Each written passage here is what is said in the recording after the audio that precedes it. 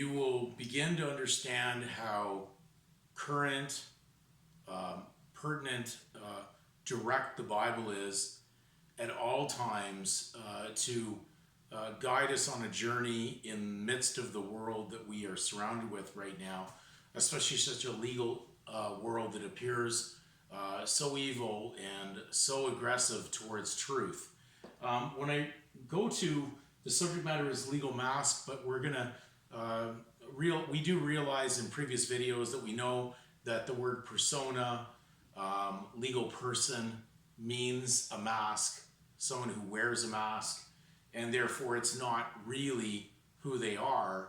They're actually putting on a cover which covers up what is truth with something fictitious. So when we go to John 14 verse 6, looking at Christ's words, he said, Jesus saith unto him, I am the way, the truth, and the life.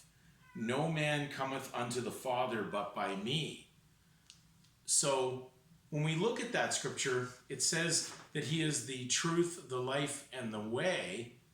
And when we're looking at that, what is the way, the truth, and the life? What is that in the legal world? Well, we have an opposite to that.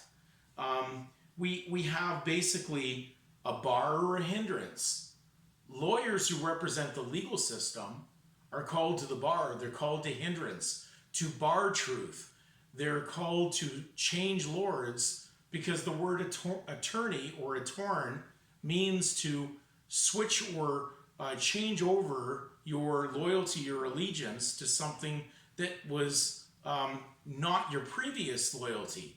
So when lawyers basically join the bar, they're actually perfectly noted as the devil's advocates, because they're advocating what is evil, what is debt, opposite to the truth of Scripture and the salvation of Christ, which cancels out debt. So when we look at it in very simplicity, Christ would never promote instead of being the way, the lawyers go with the bar, the hindrance.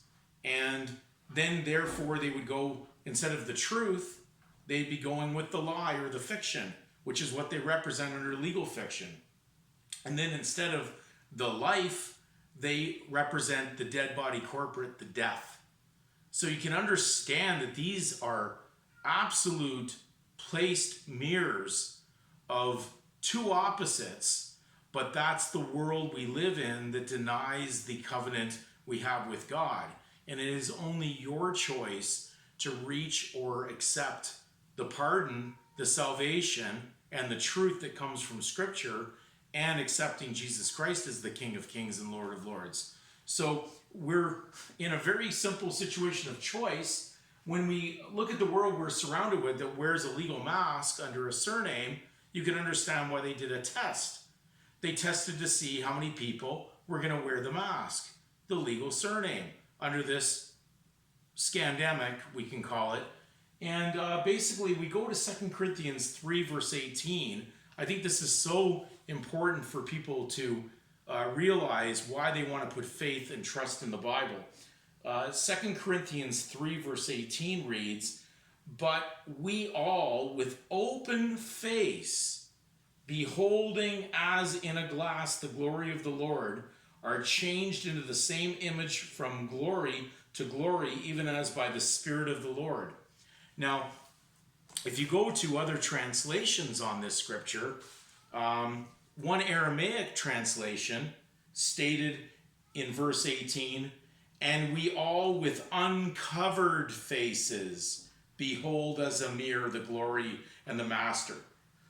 So when we look at it, would Jesus Christ wear a mask? Would he be covering up what is truth with fiction in order to be subject to the higher powers that many 501c3 religionists would proclaim is required for Christians in the legal world?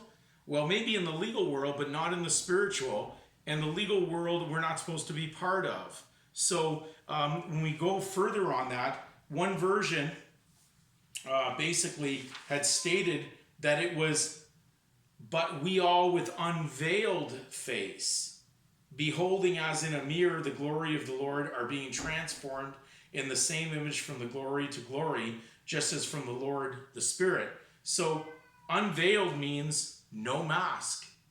So would a believer in Jesus Christ or a follower of him in good conscience wear a fictitious title and act under that, under licentious behavior, which is condemned, of course, in as one of the works of the flesh under another name that's in Galatians chapter 5 when we look at the works of the flesh?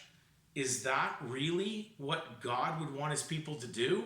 Or would he want them to come out from among the public and be separate, be private?